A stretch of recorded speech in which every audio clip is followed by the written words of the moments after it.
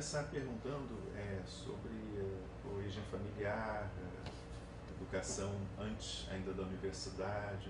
Isso. Onde é que você Bom, nasceu? meu nome o completo é Paulo Henrique Novaes Martins de Albuquerque, mas meu nome profissional é Paulo Henrique Martins. Na verdade foi uma tia minha, poetisa, fazia numerologia quando eu era adolescente. Dizia, olha, se você tem que assinar Paulo Henrique N. Martins. E no banco eu assino Paulo Henrique N. Martins, mas na verdade o nome profissional virou Paulo Henrique Martins.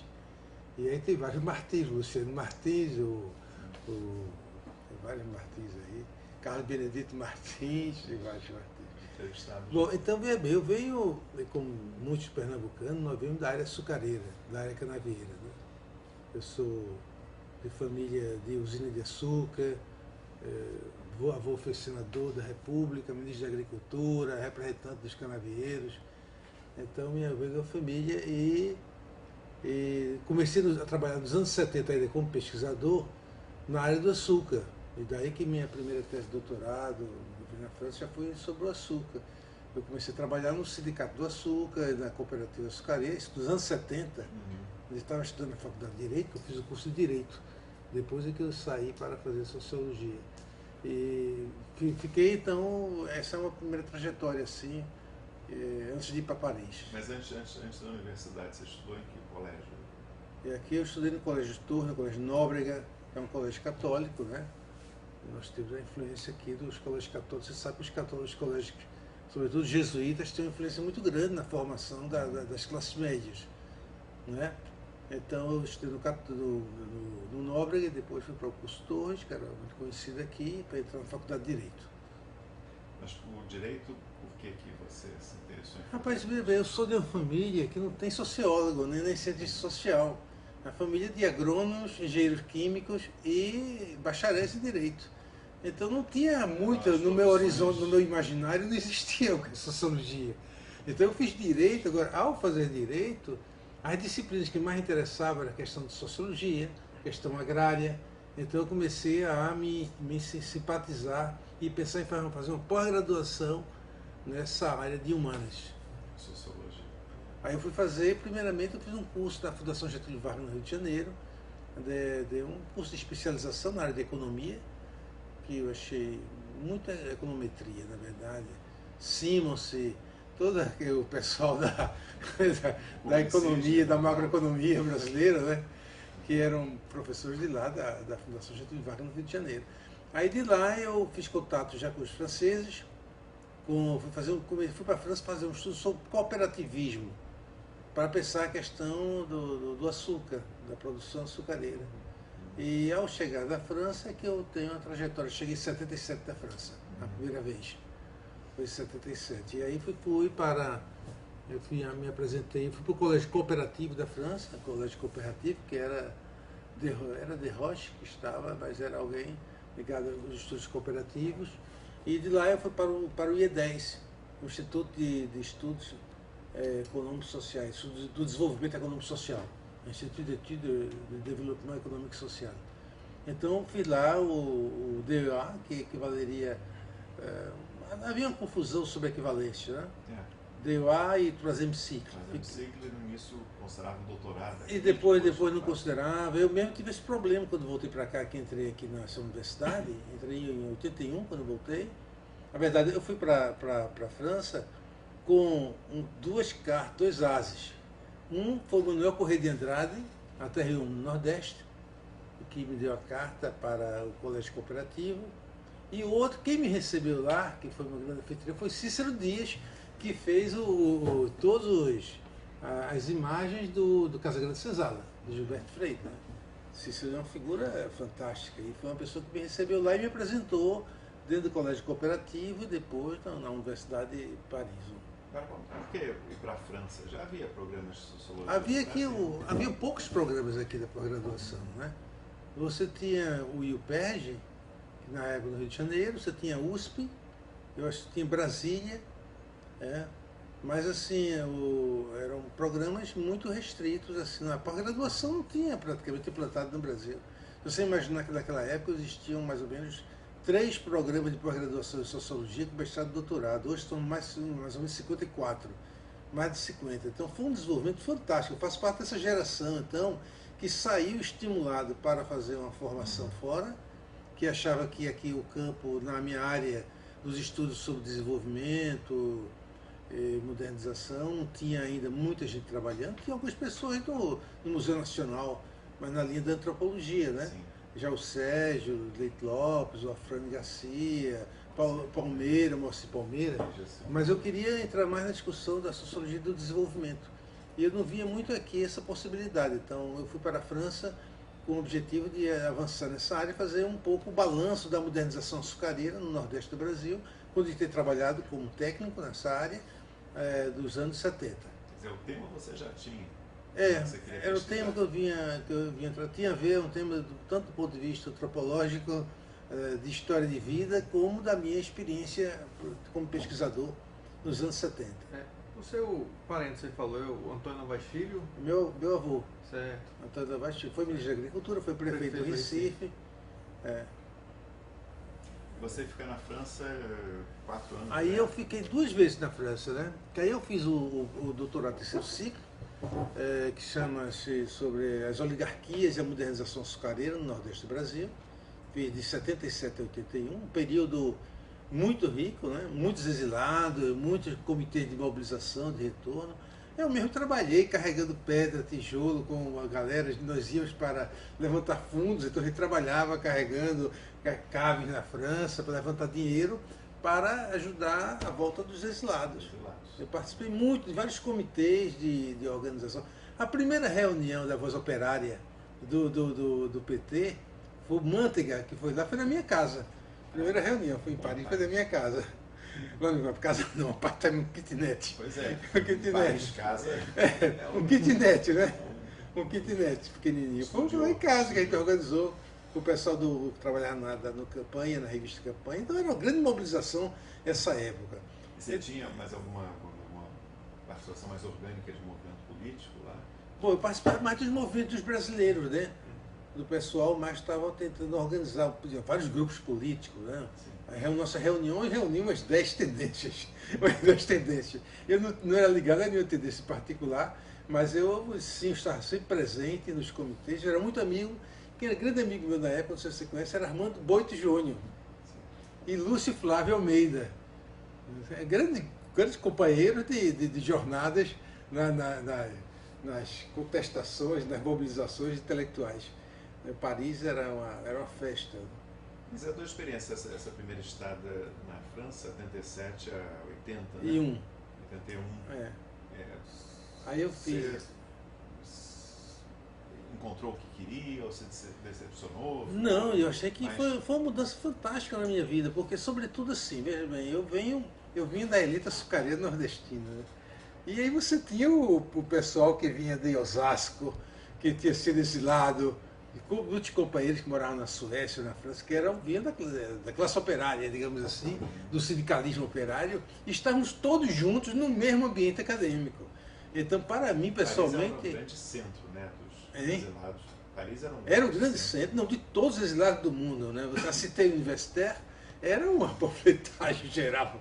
A preparação da revolução no Khmer, dos Khmer Rouge, do pessoal da Camboja lá, estava todo mundo lá, do Irã, o Khomeini morava lá na época também. Não, era uma grande assembleia mundial, era para a cidade de Paris essa época. Então foi marcante para eu reciclar um pouco, digamos assim, minha mentalidade provinciana.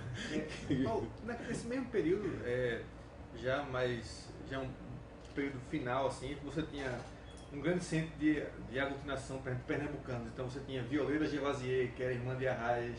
E Violeta, exatamente. E muita gente para lá também. Miguel Arraes, que é da Globo, diretor da Globo, Miguel estava lá, porque Arraes também morava lá, ela foi para o exílio para a Argélia, voltou para lá. Miguel também estava morando lá. Tinha vários pernambucanos, Carlos Henrique Maranhão, Graça Cineasta, tinha vários. Você chegou a acompanhar um pouco daquela frente brasileira de informação que a Arraes chegou a publicar? Não. Eu acompanhei esse numa reunião, uma vez na casa dele, eu ouvi falar, mas eu não me engajei. Eu fui aluno de Nico Polantzas, que se suicidou. Ele foi aluno do trabalho. Foi uma coisa fantástica, porque ele era muito simpático, né? E ele teve 2 surtos. E no terceiro ele foi para da Turtobiac, na casa de um amigo, com os livros dele. Quando pediu a um amigo um copo d'água, ele pulou com os livros. Ele pulou, ele era jovem, tinha uns 45 anos de idade, 46. E o enterro foi com o Décio Sais, da Unicamp também. Décio também era muito meu amigo nessa época. Décio, Armando, era do nosso grupo. E foi fantástico. Tinha Maria Antonieta Macchiocchi, que era do Partido Comunista Italiano, num lado, e todos os comunistas fazendo aqui a missa, e aqui tinha o bispo ortodoxo da Igreja Ortodoxa Grega, com a família dele, grega. Então fazia o sermão, o outro fazia outro sermão, outros comunistas e os ortodoxos. Décio sabe essa história direitinho. Foi fantástico. Aula com Polanski? Tive aula com Polanski, claro. Era bom professor? Bom professor. Muito bom professor, muito bem articulado. Estava tentando repensar a questão do marxismo, da política, da teoria do Estado, para repensar a política. Mas nessa época já estava um declínio do Partido Comunista Grego, já estava sofrendo um certo declínio. Na França também, né, o Partido Comunista teve auge ali, com o socialista, mas já vinha com uma certa dissidência. Muitos intelectuais franceses entraram na dissidência com relação ao Partido Comunista. Então, o Polanski, ele viveu umas crises de depressões, né? 2 ou 3 vezes ele desmaiou, assim, até que ele entrou nesse processo um pouco psicótico e resolveu encerrar sua carreira. Do suicídio se jogar, né? Com Malto, você também, você sabe que ele teve um caso trágico com sua esposa também, com a mulher, né? É impressionante. Excesso de a pressão da militância política partidária com a produção intelectual, né? Termina gerando... Bom, aí você volta e vem ser professor do departamento. Aí eu vim trabalhar aqui na geografia e na história. Cheguei a ser coordenador aqui do mestrado de história. Fiquei aqui... Mas era seletista? Eu era como professor visitante. Eu como professor visitante. Fiquei no departamento de geografia e ciência geográfica, com o Manuel Corrêa de Andrade, que tinha me inspirado, né, para ir para lá. Eu voltei a trabalhar com o Manuel Corrêa de Andrade. E depois, em 85, eu fui para a faculdade, a Universidade Estadual. Estava criando um grande centro de pesquisa aqui com o Sérgio Buarque, que é irmão do Cristóvão Buarque. Sérgio Buarque, me convidaram para ir para lá. De Pernambuco. Que é o PE, Universidade de Pernambuco. Que na verdade chamava-se FESP, Fundação de Ensino Superior de Pernambuco. Então passei um tempo lá, fiquei na FESP, até 90. Aí em 88 voltei para Paris para refazer o meu doutorado, porque aqui a UFPE não tinha reconhecido o terceiro ciclo. Tinha uma discussão do pessoal do Departamento de Economia com o pessoal da área de Ciências Sociais, e aqui se reconhecia, mas a economia gerou uma dissidência, o pró-reitor da época da economia, e não reconheceram o meu doutorado, então eu decidi voltar em 88 para refazer a minha tese de doutorado. Ele valia como mestrado só? Aí só valia como mestrado. Na UPE valia como doutorado, então eu fiquei como professor, como doutor na FESP. Mas aí eu teria que fazer o doutorado? Para voltar para a UFPE, porque eu acho que o debate acadêmico aqui era muito mais sólido do que na UPE, embora tivesse bons intelectuais lá. Né? Então, voltei para fazer uma nova tese de doutorado. A minha ideia, em princípio, seria retomar essa questão da modernização açucareira. E aí os tempos eram outros. O pós-estruturalismo, a crise do estruturalismo. Eu estava muito vinculado, a minha tese, ao estruturalismo. Eu era aluno do Polanski, né? Então eu tinha de Yves Gusseau, que era do Partido Comunista francês, eram meus. Foi meu orientador, foi Gusseau.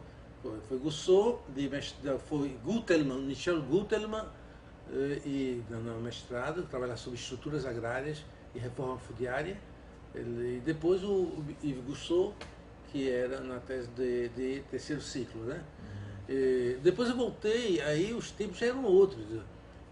Então eu conheci esse auge, o pico do estruturalismo marxista, que é dentro da minha formação, porque nessa época o Foucault já estava, Roberto Machado, já estava, mas aí tinha o pessoal da filosofia, já estava mais ligado aí ao Foucault, ao Derrida. O Derrida nem era tão conhecido, era mais o Foucault. O Derrida estava nos Estados Unidos. Então, conhecido nos Estados Unidos. Então, eu era dentro dessa linha dos desenvolvimentistas, ligado um pouco ao estruturalismo marxista. Quando eu volto em 88, já o clima já está bem diferente, né? Você veja que a crise do marxismo, do estruturalismo, não do marxismo, mas do estruturalismo marxista, e já o pós-estruturalismo, as novas narrativas aí emergindo, e eu volto para fazer essa tese de doutorado, e é aí que eu vou me aproximar do Alain Cayet, que é fundador do movimento MAUS, movimento anti-utilitarista nas ciências sociais, que foi fundado em 81. Eu ainda estava lá na França. Eu não conhecia o Cayet nessa época. Cayet era muito ligado ao Claude Lefort. Ele foi o primeiro assistente de Claude Lefort quando Claude Lefort ia trabalhar na Universidade de Caen. Então Lefort e o Castoriadis tinham aquele movimento Sociedade Barbárie. Aí eu volto em 88, vou também fazer curso com o Castoriadis, que aliás foi uma figura fantástica. Eu estava me separando e eu escrevi para o Castoriadis: professor, eu estou numa crise existencial, numa separação, eu queria marcar uma consulta, né, psicanalista. Aí ele deu minha carta e me escreveu assim: caro Paulo Henrique, você não precisa, pelo seu caso, você não precisa de fazer nenhum trabalho particular comigo. Eu quero que você assista minhas aulas. Aí me colocava junto dele para assistir as aulas. E aí eu comecei, toda a minha base teórica foi sendo reformulada, então, através do contato com o Castoriadis, trabalhando a questão da instituição imaginária, da sociedade, a abertura para a psicanálise, para a linguística, né, para a filosofia. Aí meu interesse começa por aí, e também com o Alain Cayet, que ele era ligado ao Claude Lefort, e que o Cayet vai fundar o movimento MAUS, a Associação MAUS, com vários outros intelectuais, César Latouche e outros, mas jovens intelectuais franceses em geral, de várias áreas de conhecimento, da Suíça, da França. E aí meu conhecimento com o Cayet foi outra história muito interessante também. MAUS você tomou contato quando mesmo? Eu tomei contato em 88. 88. Ele foi fundado em 81. Então, primeiramente era um boletim do MAUS, e a partir de 88 passou a ser a revista. E meu conhecimento com o Alain Cayet foi muito interessante, porque tem um professor da geografia chamado Jean Bitum, e o seu irmão é Pierre Bitum, que fazia parte da Associação MAUS. E eu estava procurando casa para morar em 88. Aí Pierre disse: olha, eu tenho um amigo que vai se casar agora, mas não quer se desfazer do apartamento dele. Era o Alain Cayet. Aí eu fui morar no apartamento do Alain Cayet. Inclusive tinha a máquina da tipografia. Mimeógrafo para rodar. Toda a coleção que eu tenho, que ele me deu de presente, eu tenho toda a coleção, desde o primeiro boletim até hoje, da revista de hoje, a revista de MAUS, eu tenho todo esse material. E aí eu comecei a ter uma grande amizade com o Alain Cayet, porque ele se casou, morava mais ou menos perto, e nós nos frequentávamos muito também nessa época. E a partir daí eu comecei a também trazer essa discussão de uma crítica anti-utilitária e anti-mercantilista dentro da construção do meu trabalho. Então aquela minha discussão sobre modernização açucareira passou para ser uma outra discussão, que vai ser profetismo econômico e mito do desenvolvimento da América Latina, onde eu vou fazer uma tentativa de desconstrução da ideologia do desenvolvimento a partir de uma crítica anti-utilitarista e anti-mercantilista. E aí mudou completamente o meu giro epistemológico. Então, no momento que você estava escrevendo o primeiro trabalho, tinha um grupo de norte-americanos também fazendo uma pesquisa, por assim dizer, semelhante. Você tinha o Peter Eisenberg, você tinha o Gadiel Perrucci, você tinha o Robert Levine, né? Você tinha um grupo de pesquisadores que estavam vindo com outra... Brasilianistas. Com outro olhar de fundamentação para o mesmo objeto. E existia algum relacionamento acadêmico naquele momento? Não, eu tinha com o Gadiel Perrucci. Inclusive foi o Perrucci que deu o meu parecer quando eu cheguei aqui na universidade. Perrucci tem um trabalho excelente sobre Catende, e os brasilianistas também, tem a Levine, todo esse pessoal tem um trabalho muito interessante sobre a modernização açucareira.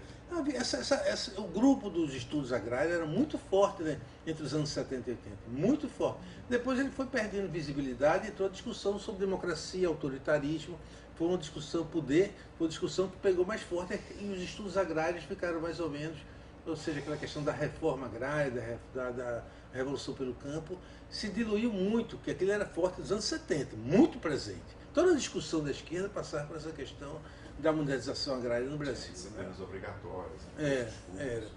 Nos anos 80 muda, eu acho que a discussão mais sobre redemocratização, democracia, poder, autoritarismo, aí vamos ter outro viés. Agora, o que é que te, vamos dizer, encantou, o que é que bateu em você no movimento anti-utilitarista, como você contar? Pois é, eu já tinha lido aquele livro do Cristóvão. Cristóvão tem uma tríade de livros, A Crítica à Economia, que foi publicado, o Cristóvão publicou entre 88, 89, e era uma das coisas mais interessantes que tinham por aqui, era aquela leitura do Cristóvão, e aquilo já tinha me chamado a atenção. Bom, e eu também já tinha visto essa necessidade de sair de uma visão mercantilista do desenvolvimento, não é? Então, comecei a questionando esse processo. Então, quando chegou o contato com a crítica anti-utilitarista do Mauss, me permitiu realmente ter uma fundamentação teórica mais clara para fazer a crítica do desenvolvimentismo, do projeto nacional desenvolvimentista. Não é por acaso, veja bem, que as coisas não vão só na cabeça de alguém. A crise do Plano Cruzado, em 86, até eu escrevi um texto sobre isso depois, com o Elimar Nascimento, a gente escrevia. O Elimar era um parceiro meu na época, o Elimar de Brasília. E aí a crise do Plano Cruzado, aquela discussão sobre economistas heterodoxos e ortodoxos, já colocava para nós sociólogos uma discussão importante sobre questionar uma certa matriz desenvolvimentista, baseada tanto só na intervenção do Estado, como numa visão mercantilista da vida social. Então isso foi o deslocamento. Muito forte, né, no Brasil. Muito forte, né? Desde os anos 50, o Nacional Desenvolvimentismo, o Celso Furtado, o CEPAL, toda uma tradição. A própria sociologia, de certa forma, ela foi, em grande parte, engolfada, absorvida pelos estudos sobre desenvolvimento. A geografia era total. Eu trabalhava aqui no departamento de geografia, nós éramos clientes da Sudene. Eu trabalhei para a Sudene, projetos de avaliação do SUAP, várias coisas que eu fiz, vários projetos. Nós éramos uma filial, professores que eram da Sudene, técnicos da Sudene, que eram professores de geografia. Isso foi muito forte o nacional desenvolvimentismo. Ele começa a perder força no meio dos anos 80, no Brasil, e que era estudioso do desenvolvimentismo, comecei também a olhar que aquilo, intervenção do Estado na economia, regulando preços, ou então a visão monetarista da organização das políticas sociais e políticas públicas, aquilo estava meio equivocado. Aí comecei a deslocar o meu discurso. E foi aí que, com essa aproximação com os anti-utilitaristas, que desde então eu faço parte da associação, que cheguei a ser vice-presidente da associação, e desse período... No Brasil, você acha que teve um impacto menor do que você gostaria ou não? Claro. Eu voltei para o Brasil e não publiquei minha tese de doutorado, porque eu não tenho interesse. Como eu estava entrando na época da globalização, eu só não tinha interesse.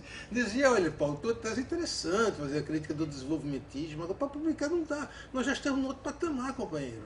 Nós já estamos na globalização. O Brasil entrou na era da globalização. Sabe, essa discussão foi fortíssima. Até o Ottaviani escreveu sobre localismo, essa ideia de que os espaços nacionais, políticos nacionais, os mecanismos políticos nacionais não têm mais tanta importância, de pensar os mecanismos internacionais da sociedade global. E o brasileiro, como o nacional desenvolvimentismo, alimentava muito essa coisa de chegar rápido lá entre os maiores países do mundo. De repente, o discurso da globalização caiu como uma luva nessa história. Mas, na verdade, o que ele trouxe foi uma grande privatização do Estado brasileiro e da expansão de uma ideologia neoliberal. Na verdade, a globalização funcionou muito no sentido de amortecer um discurso de esquerda mais articulado para retomar a questão do desenvolvimento em um outro patamar, não naquele do nacional desenvolvimentismo, mas em outro patamar. E a gente perdeu, nos anos 90, muito essa discussão em função dessa discussão sobre globalização e liberalização do mercado. E os franceses já estavam muito atentos, porque quando é fundada a Associação Mauss em 81, eles já estavam fazendo uma crítica grande ao liberalismo econômico. Porque isso começa nos anos 70, não é com Thatcher. Que isso, e antes de Thatcher já vinha nos anos 70 todo esse movimento de destravar os dispositivos dos Estados nacionais para a liberação das grandes empresas. Então os franceses estavam muito atentos, sempre tiveram muito atentos. Por quê? Porque os franceses fazem, desde sempre, a sociologia francesa é uma crítica moral da sociedade. Né? Se você pegar o Durkheim já estava fazendo crítica. Pegar o Augusto Comte, ele vai fazer uma crítica já ao mercantilismo, à economia política clássica, aquele templo dele lá no Marais. Amor, ordem e progresso. Ele já estava deslocando para fazer uma crítica moral, e aí toda a tradição francesa, a sociologia francesa tem essa tradição de uma sociologia moral muito forte, desde sempre, desde sempre. E eu acho que a crítica anti-utilitarista retoma de Durkheim e de Mauss a crítica moral e traz da filosofia política, que vai fazendo a crítica ao totalitarismo, com Lefort e Castoriadis, que são inspiradores desse movimento, vai trazer a crítica da questão da democracia e da política, e do político. Né? Bom, voltando da França, doutorado, aí você vem para a Universidade Federal. Aí eu voltei da França, fiz essa nova tese de doutorado, e volto, vim como professor visitante, na época eu, e fiz em 94, fizemos o concurso aqui nessa universidade, eu, a Salete, o Jorge Ventura de Moraes, o Breno Fontes, foram vários professores que entraram no concurso em 94. Quer dizer, 92 como visitante? Eu estava ainda na estadual, né? Aí estava na estadual, aí saio da estadual, peço demissão e faço concurso e entro aqui na Federal, na Sociologia. E logo criou no SEM, né? Aí criei com o Breno Fontes, que é um grande estudioso da questão do movimento social na época. Nos anos 90 nós vamos ter a sociologia, vai ter uma das linhas da sociologia é o estudo sobre movimentos sociais, né? E o Breno já era fazia uma boa discussão nessa área, e eu comecei a fazer um deslocamento temático, porque com essa discussão minha sobre desenvolvimento não estava dando nada aqui, eu comecei a retrabalhar a questão da cidadania. Na verdade, até porque dentro da minha abordagem crítica do desenvolvimento, uma das minhas críticas era não ver o consumidor ou cidadão apenas como usuário de um sistema de políticas públicas, mas questionar, já dentro da tradição anti-utilitarista e do Castoriadis, de retrabalhar a questão da relação entre política e sociedade civil. Aí eu comecei a trabalhar em saúde também, porque nos anos 90, dentro da discussão sobre movimentos sociais, o movimento pela saúde já estava ficando muito forte por causa do SUS. Entende? Havia grande mobilização. Você sabe que as ciências sociais na saúde foram muito importantes, enquanto na sociologia a gente trabalhava a saúde de uma forma muito, muito restrita, muito tímida, ao contrário da antropologia. As ciências sociais em saúde, a sociologia da saúde, no campo de Fiocruz e da saúde, era muito forte. Então eu comecei também a entrar numa discussão sobre cidadania e modernização, mas não bater no tema do desenvolvimento das políticas públicas, assim, em cima, política de desenvolvimento, mas trabalhando para políticas públicas de saúde e cidadania, deslocando um pouco o meu campo de trabalho para dar conta de quais são os mecanismos de construção da participação e das políticas públicas a partir das bases do sistema social. Aí foi os anos 90, foi por aí. Os anos 90. E América Latina, como é que pois é assim, a participação, né? Na ALAS? Veja bem, minha tese de doutorado já chama-se Profetismo Econômico, aí eu vou usar essa questão dos profetas, né?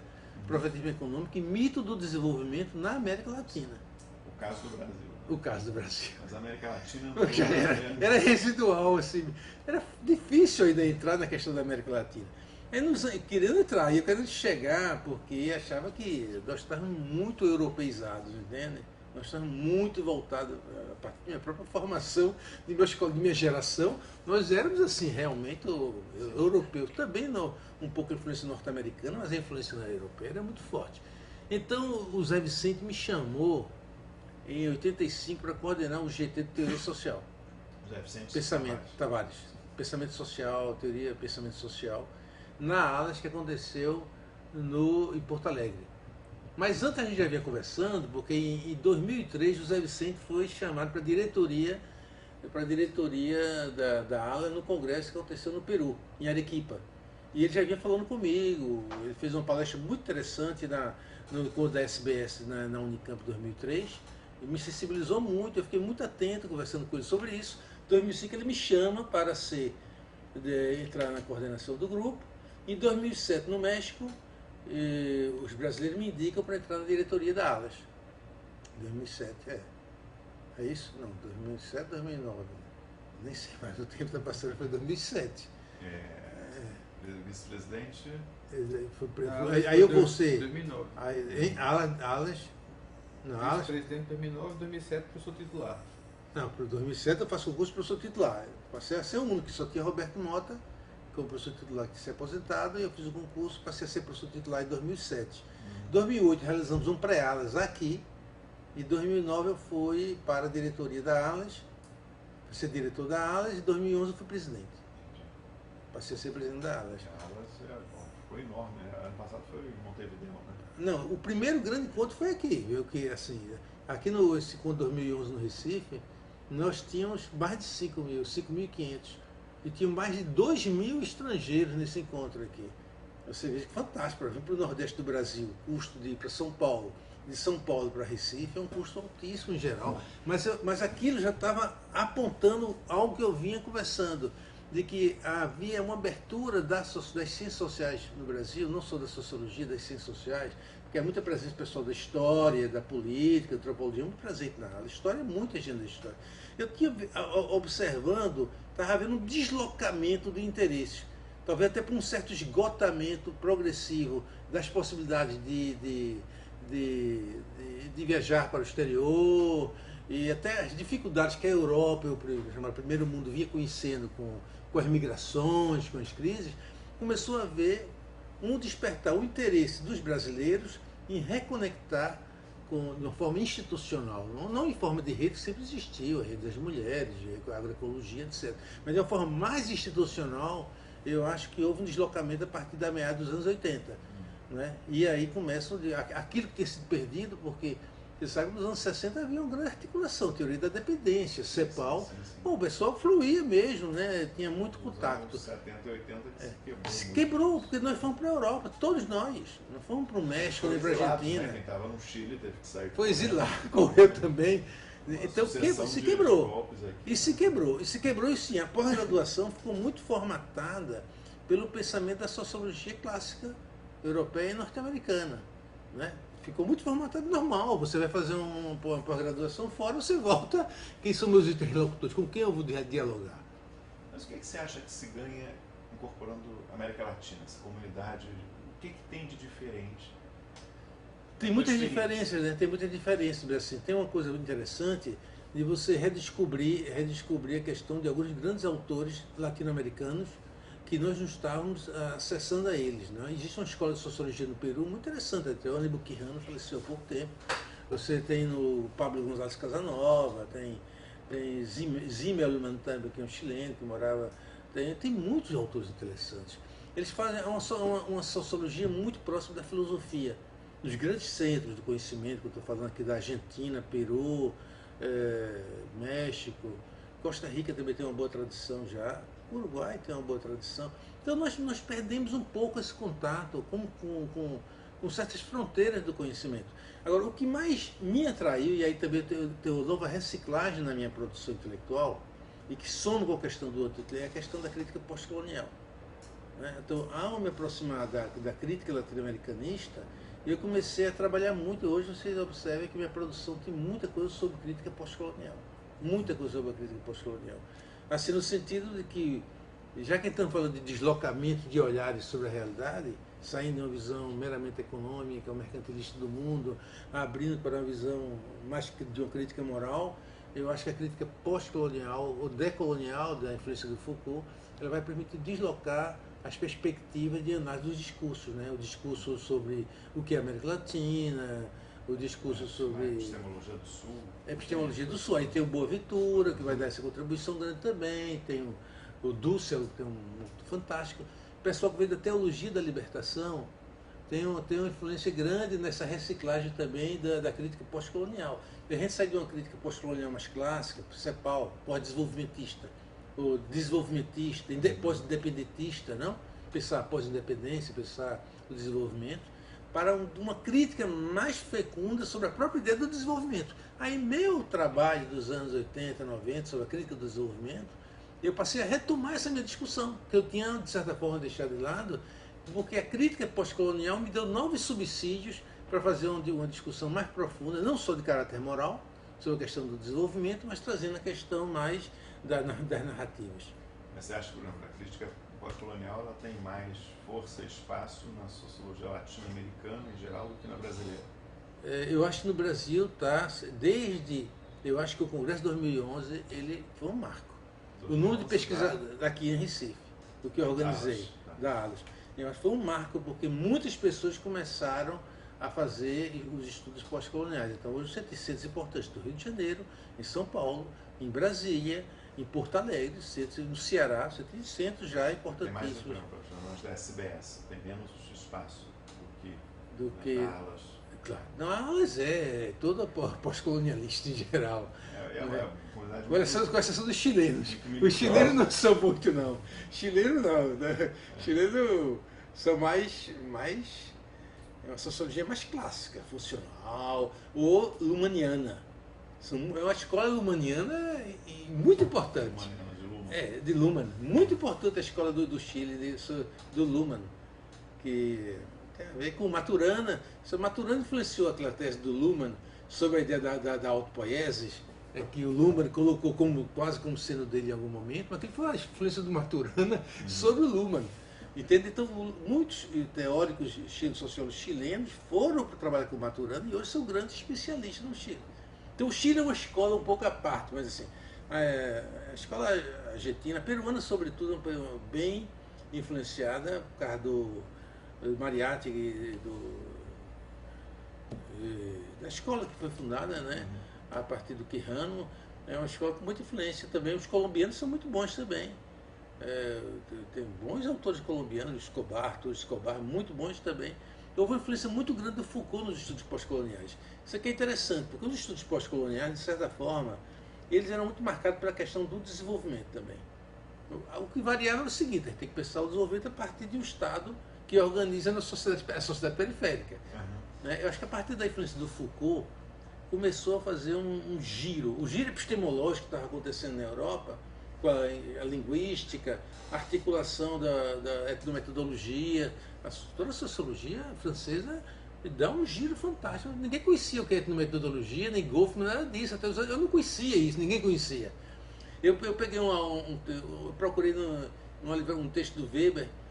Acho que a única tradução que existia do Weber em 1997, que eu procurei, era um texto que parecia um tratado jurídico. Não havia muito isolamento do pensamento francês com o alemão, eles se comunicavam muito pouco.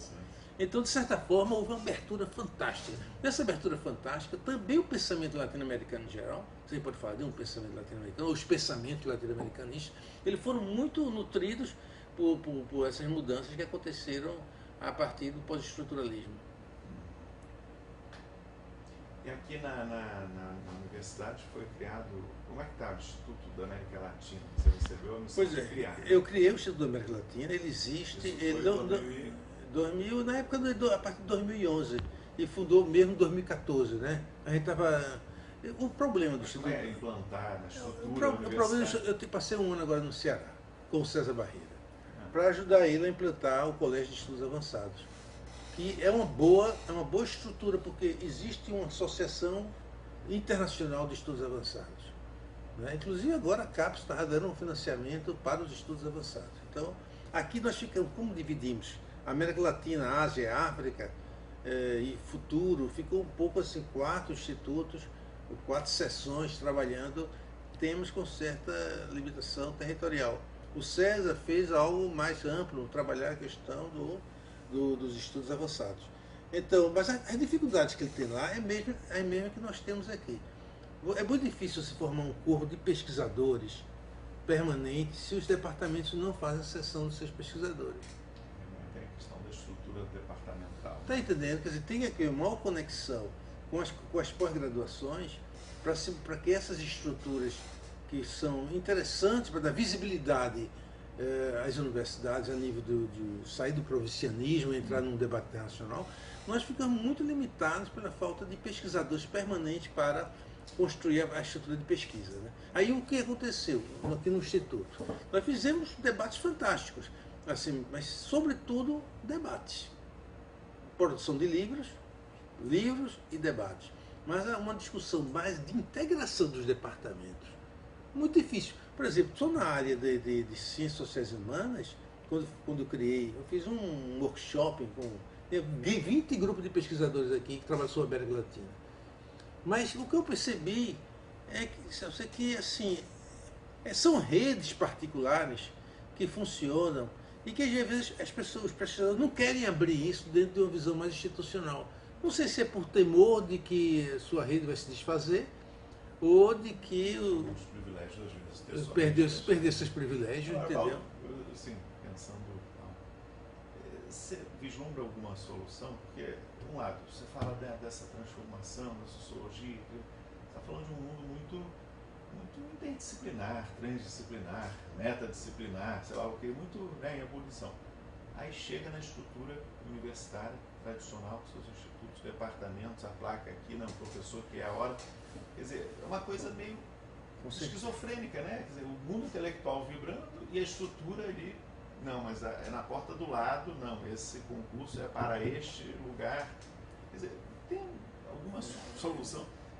Não, eu acho não sei se você tem resposta, mas como você está lidando com a você tem criação toda a razão, do assim, instituto, que eu acho que há uma discussão dessa questão dos gírios epistemológicos, por exemplo, desde os anos 80, já aponta para a necessidade do debate interdisciplinar. Né? Já aponta.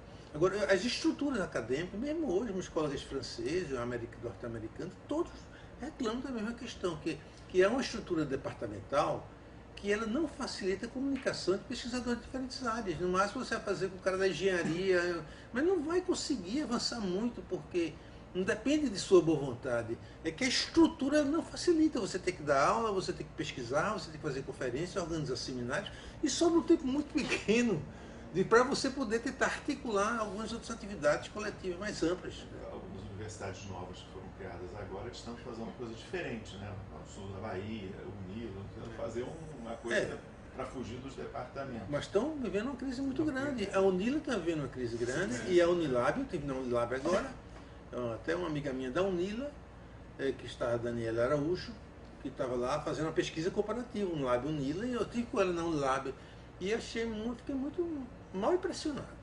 Eu acho assim, descuidada, isolada, inclusive assim, reproduzindo o que não devia reproduzir, os conflitos étnicos, as diferenças étnicas. Então estava havendo a maior comunidade negra da Cabo Verde. O pessoal do Cabo Verde fez uma festa que só tinha de brasileiro, achei, eu e a Daniele. Nem o reitor apareceu, eu vi o reitor fugindo por uma porta lateral para não ir para a festividade. Não tem nenhum outro. Por que Cabo Verde é um país tão musical, tão alegre? Veja bem, tem um problema de comunicação muito grande ali dentro daquela universidade. Inclusive, assim, para como lidar com essas questões de diferenças étnicas. Então, uma comunidade faz uma atividade e as outras comunidades não participam. Então, há uma reprodução de um certo problema que não foi superado na organização dessas universidades voltadas para a integração internacional. Eu acho que na Unila é a mesma coisa. A Daniela reclama desse isolamento dos pesquisadores e dos alunos. Não se conseguiu ainda dar um salto qualitativo na construção de campos transdisciplinares, multiétnicos. De fato, a gente fala mais na teoria. Na prática, nossas estruturas acadêmicas universitárias são muito rígidas. Então, a professora Eliane Veras aqui é um bom exemplo. Ela conseguiu, o professor César Barreira também conseguiu que o departamento dispensasse 10 horas de aula, e aí ela tem uma boa dedicação agora ao estudo da África, e o César está conseguindo também implementar algo de mais importante. Tudo com muita dificuldade ainda, né? Ainda. Quando nós temos uma estrutura matricial, disciplinar, e a avaliação também é muito complexa, porque ela nos exige muito, você sabe disso. O produtivismo nos exige muito, então a gente tem que estar sempre produzindo, e ninguém quer ocupar carga administrativa, ninguém quer fazer extensão universitária, ninguém quer fazer nada que não conte exatamente.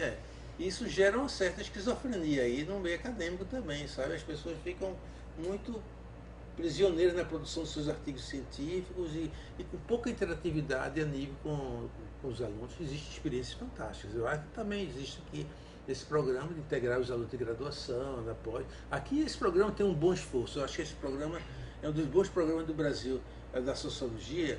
Eu considero, não só eu, o Vandenberg disse a mesma coisa. E ficar impressionado, porque você tem um grupo de professores muito diversificado. Pegar a Silke na educação, a Salete no agrário, a Cíntia boa da teoria social, o Jorge Ventura migrou do trabalho para lazer, gastronomia, Raton na criminalidade, na violência. Você tem o Breno no movimentos sociais, você tem cultura. Grande também, é um programa grande. Hein? Programa grande. É um programa grande, muito diversificado e é um esforço muito grande de criar alguns dispositivos de articulação dos professores e alunos. Um que eu acho muito bem sucedido chama-se Seminário na Sexta, Seminário da Sociologia na Sexta. Eu até sugeri no Ceará que eles criassem isso, que eu achei muito disperso o campo lá. Bons professores, jovens professores, mas muita dispersão. Eu digo, olha, a ideia do Seminário na Sexta é fantástica. Onde, quer que desligue? Isso. Não. Dá muito frio, José? Não, pode desligar, desliga aí um pouquinho. Com a gravação. Desligou? Não, deixa. Então, essa ideia de criar dispositivos de articulação, eu acho fantástico. Então, esse dispositivo aqui funciona muito bem, que professores e alunos vêm, apresentam suas pesquisas, seus livros, seus artigos, suas matérias, etc, etc. Bom, agora eu queria falar outra coisa também, que eu criei, principalmente chamado, era uma rede mouse aqui no Brasil, e depois transformou em Realis, que é uma revista de estudos anti-utilitaristas e pós-coloniais. Essa revista já funciona desde 2011. Bom, 2011 foi um marco para mim e para muita gente em criar novas ideias. Esses congressos são interessantes nesse sentido. Eles abrem novas ideias, possibilidades de articulação. Essa revista está indo muito bem, está no 14º número. Não é uma revista muito bem classificada ainda no CAPES, não estamos bem como deveríamos estar, porque nós temos regularidade, autores internacionais. Publiquei textos inéditos de Pablo González Casanova sobre a questão da dádiva, que ele me precedeu no México quando eu estive lá.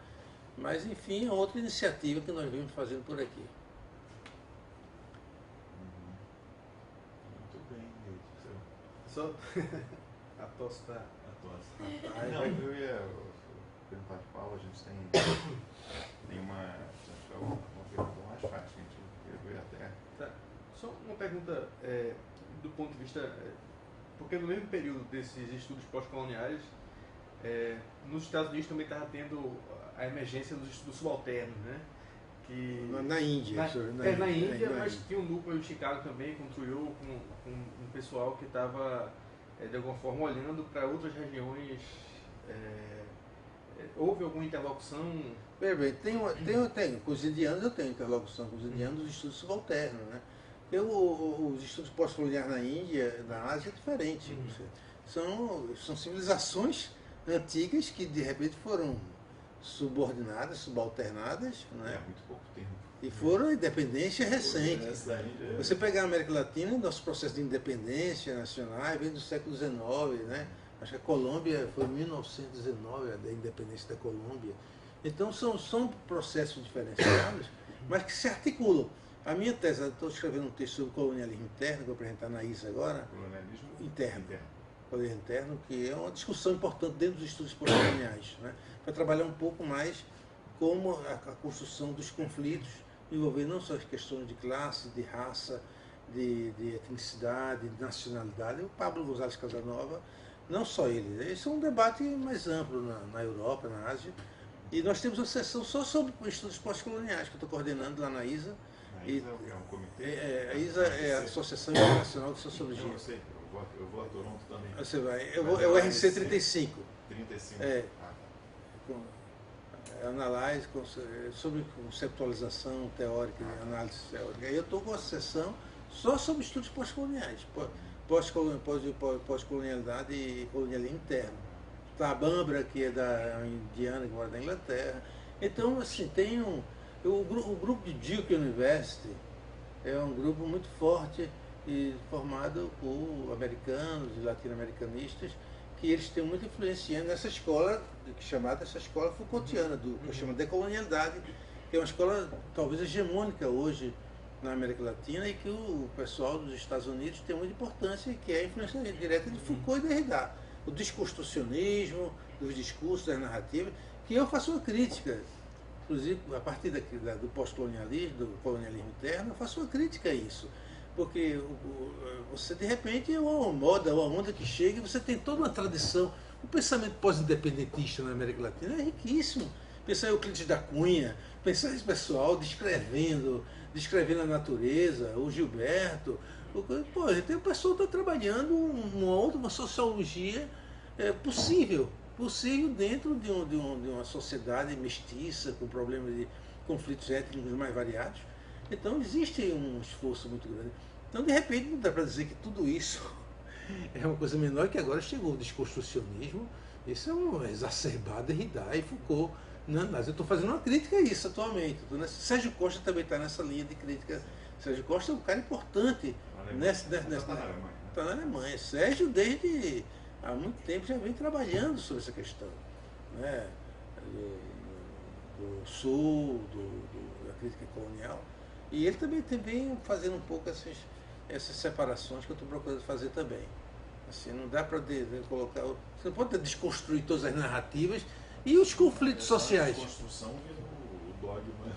Não é? Não, e os conflitos sociais. Eu acho mais importante que o colonialismo interno vai trazer é a discussão sobre a complexidade dos marcadores que envolvem os conflitos sociais. Questão de religião, de gênero, de sexualidade, questão de raça, racialidade do quirrano, questão de nacionalidade. A questão da nacionalidade, os bolivianos, a comunidade aimara, é um Estado plurinacional. Os caras não estão negando a existência de um Estado boliviano, do pessoal de Santa Cruz, ali, aqueles empresários de Santa Cruz. Eles estão dizendo, mas existem outras coisas, outras tradições. Então eu acho que essa questão da nacionalidade. Então, os estudos pós-coloniais na América Latina são muito ricos porque traz a questão da complexidade do imaginário mestiço, sabe? Na organização de sociedades comunitárias. Que a própria ideia de sociedade civil é complicada. Você não tem o lastro dos direitos liberais, cara. Não tem. Tem uma série de discussões que os indianos trazem também para repensar a teoria do Estado, da democracia e da sociedade, e que eu acho que é muito rico essa nossa discussão com os estudos subalternos. Aí chegando no que você estava falando, muito rico, eu diria mais rico do que os estudos descoloniais nesse momento. Mas você falar isso vai ser um problema, porque o próximo Congresso da área vai ser no Peru. E os peruanos o Quijano entrou na onda decolonial, trouxe o marxismo dele, mas o decolonial passou. Ninguém fala de Foucault, mas Foucault está mais importante do que Marx nessa história.